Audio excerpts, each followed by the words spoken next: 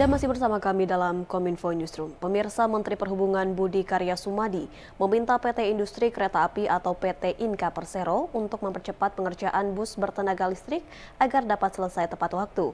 Rencananya bus listrik ini akan digunakan sebagai transportasi pada delegasi dalam kegiatan G20 di Bali. Dalam kunjungannya ke Madiun, Jawa Timur pada 17 Juli 2022, Menteri Perhubungan Budi Karya Sumadi meminta PT Inka untuk mempercepat pembuatan 53 unit bus tenaga baterai yang 30 unit diantaranya akan digunakan sebagai alat transportasi kegiatan internasional G20 di Bali. Sementara 23 lainnya digunakan untuk kerjasama dengan PT Damri. Bus tersebut diklaim dapat melaju dengan kecepatan 80 km per jam dengan lama isi daya 2 jam 30 menit untuk menempuh 100 km.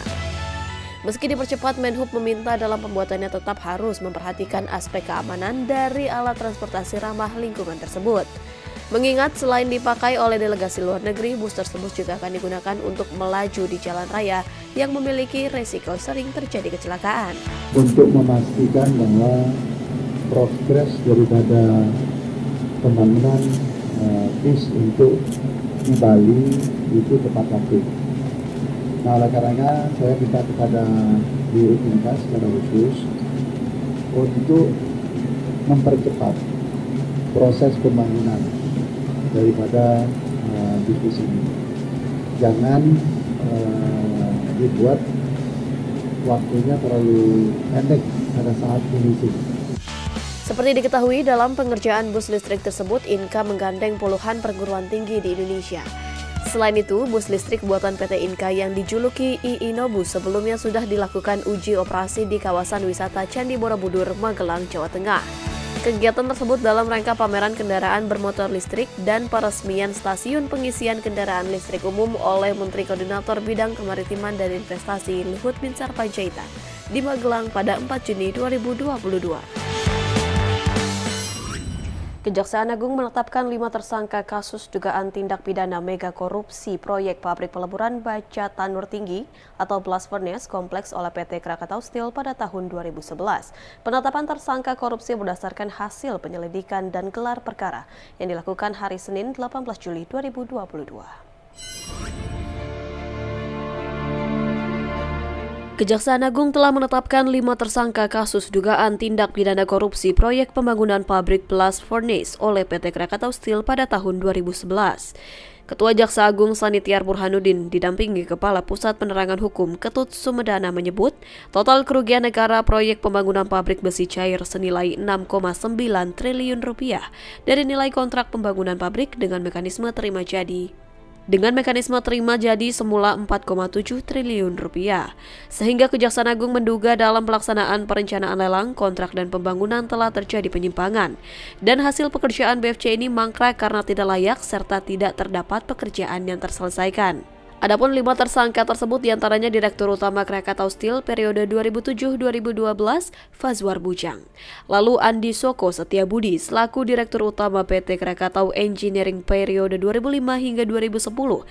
Dan Deputi Direktur Proyek Strategis 2010-2015 juga Bambang Purnomo selaku Direktur Utama PT Krakatau Engineering periode 2012-2015.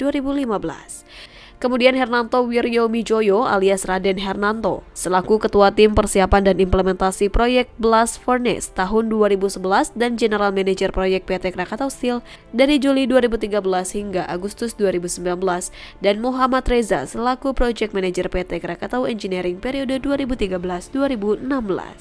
Maka telah dilakukan penahanan dan disangkakan melanggar pasal 2 ayat 1, pasal 3 Yunto pasal 18 Undang-Undang nomor 31 tahun 1999 sebagaimana yang diubah dan ditambah dengan Undang-Undang nomor 20 tahun 2001 tentang pemberantasan tindak pidana korupsi dan Yunto pasal 55 ayat 1 ke 1 KUHP. Dirjen Pajak Kementerian Keuangan Suryo Utomo pada puncak Hari Pajak tahun 2022 menyebutkan bahwa program penerimaan pajak sukarela berhasil menyerap sebanyak 61 triliun rupiah. Besaran pajak tersebut didukung dengan pertumbuhan ekonomi yang semakin baik. Pada tahun 2020, penerimaan pajak di Indonesia mengalami kontraksi yang luar biasa seiring dengan adanya pandemi COVID-19. Namun kondisi tersebut perlahan mulai dapat teratasi dengan berbagai program atau kebijakan yang dikeluarkan oleh pemerintah. Namun pada tahun 2021, pemulihan ekonomi dapat berjalan dengan baik. Pendapatan pajak pada tahun 2021 juga telah mencapai target penerimaan yang telah ditentukan.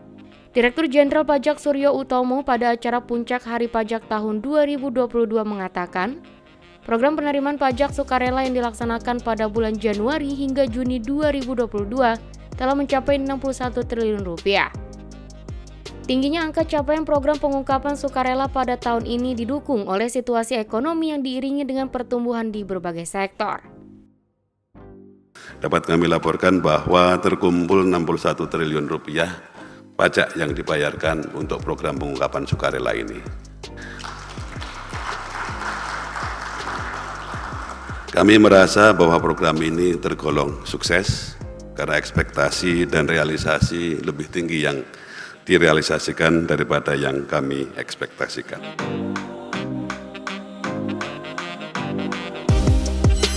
Meskipun situasi pandemi di Indonesia masih berada di level 1, pemerintah terus waspada dalam menghadapi COVID-19 varian terbaru BA4 dan BA5.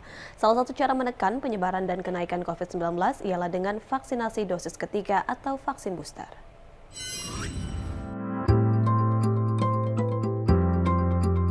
Menteri Koordinator Bidang Perekonomian Airlangga Hartarto menyampaikan, pemerintah terus mengantisipasi munculnya penyebaran subvarian COVID-19 yakni varian BA4 dan BA5.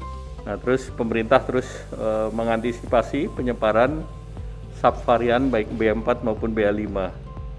Tingkat transmisi komunitas mencapai angka 8/25 orang per 100.000. Jadi sesuai dengan level WHO, kita masih di level 1 karena standarnya 20/100.000. Dari tingkat reproduksi efektif relatif melandai dalam 3 minggu terakhir, dari 1,27 turun 1,26 dan 1,24, dan masih semua pulau di atas 1. Dan untuk di luar Jawa, Bali, Sumatera di 1,29, NTT, Kalimantan, Sulawesi di 1,18, Maluku di 1,08. Adapun penambahan kasus COVID-19 di Indonesia yang tertinggi masih berada di Jawa, Bali dengan merepresentasikan hampir 95% dari total kasus nasional. Sementara di luar Jawa, Bali penambahan kasus hariannya masih sangat rendah dan relatif landai. Kemudian penambahan kasus yang tertinggi masih di Jawa, Bali, merepresentasikan hampir 95%. Kemudian kita lihat beberapa untuk di luar Jawa, Bali itu kasus yang relatifnya masih rendah dan landai. Yang aktif masih di Sumatera Utara, Kalsel, Kaltim, Sumsel, Sulsel, dan Kalteng.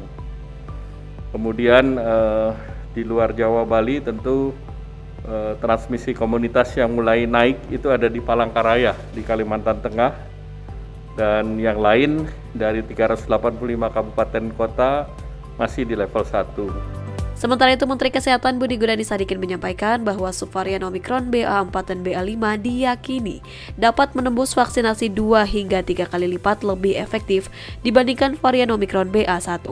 Budi juga menegaskan pemerintah terus menyarankan masyarakat untuk tetap melakukan vaksinasi booster guna melindungi masyarakat dari tingginya tingkat kefatalan subvarian COVID-19. Menteri Kesehatan Budi Gunadi Sadikin mengimbau masyarakat untuk melaksanakan vaksinasi dosis ketiga atau booster guna menekan peningkatan kasus COVID-19. Menkes Budi menyebut tingkat transmisi penularan COVID-19 di Jakarta mencapai level 3, sementara secara nasional transmisi COVID-19 berada di level 1.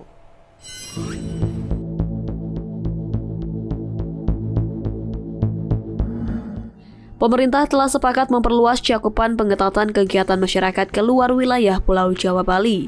Berdasarkan data Kementerian Kesehatan per 6 Juli 2021 diketahui 24,7% kasus nasional berasal dari wilayah di luar Pulau Jawa dan Bali. Menkes Budi Gunadi Sadikin mengatakan bahwa tingkat transmisi atau penularan COVID-19 di DKI Jakarta diketahui sudah mencapai level 3, sementara transmisi secara keseluruhan di Indonesia masih di level 1. Provinsi yang mencatat tingkat transmisi COVID-19 di atas 1 adalah Banten, yakni pada level 2. Tadi disampaikan juga oleh Pak Menko, secara keseluruhan Indonesia, tingkat transmisi kita untuk standar WHO masih ada di level 1. Tapi beberapa provinsi seperti DKI Jakarta sudah ada di level 3 untuk tingkat transmisinya, dan Jawa Barat sudah ada di level, Jawa Barat, Banten ya, sudah ada di level 2. Menurut Budi, meskipun angka transmisi di Jakarta cukup tinggi, namun jika dibandingkan dengan keadaan darurat pasien COVID-19 dan kefatalan masih relatif sangat rendah di bawah standar WHO. Kami sampaikan secara persentase yang meninggal, karena kita konsentrasinya ke sana, yang meninggal paling tinggi adalah orang yang belum divaksin atau yang divaksin baru 1 kali. Sedangkan yang sudah divaksin 2 kali jauh menurun persentase fatalitasnya atau yang wafat kalau terkena, dan yang di booster sudah sangat menurun persentase yang wafatnya atau kalau kena. Selain itu, Presiden Jokowi juga telah memberikan arahan agar vaksinasi booster dapat dipercepat. Menkes juga akan meminta vaksinasi booster sebagai salah satu syarat untuk melakukan beberapa kegiatan masyarakat dengan tujuan untuk melindungi masyarakat jika terkena paparan COVID-19.